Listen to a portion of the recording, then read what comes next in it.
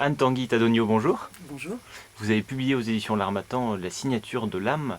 Alors pourriez-vous nous résumer votre roman en quelques mots, s'il vous plaît? C'est une femme qui est un chercheur et qui découvre par hasard, là, enfin en 2015, un phénomène physique extrêmement intrigant qui est un ensemble de particules qui circulent à une distance inframicroscopique de la peau.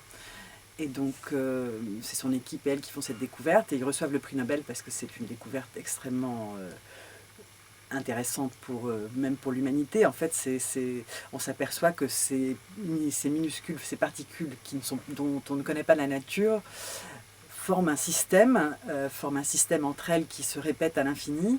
Et en fait, ce système est propre à chaque être humain et est différent pour chacun d'eux. Et ni les animaux, ni les êtres inanimés enfin ni les choses plutôt, n'en sont dotés. Donc tout le monde s'enthousiasme pour cette découverte qu'on appelle la signature. Et elle, au-delà de ça, est convaincue que cette signature a un sens et un rapport avec notre âme et notre destin. Donc c'est pour ça que le livre s'appelle La signature de l'âme. Et le livre, en fait, c'est son histoire à elle, donc qui part de maintenant, 2015, alors qu'elle est c'est déjà une femme mûre, en fait, qui a reçu le prix Nobel, c'est un chercheur reconnu, etc. Et il va lui arriver des, des péripéties dans sa vie personnelle et elle va continuer aussi ses recherches un peu en solo et elle va petit à petit réussir à prouver que cette signature qu'on a donc à une distance inframicroscopique de notre peau est liée, non seulement est liée à notre destin et à notre être profond, mais en plus se transmet. Et ça se passe dans le futur. Donc le livre, en fait, c'est ça, en autobiographie, qui est publié en 2061 et qui a été écrite en 2041. C'est une histoire assez originale. Comment avez-vous eu l'idée de ce livre?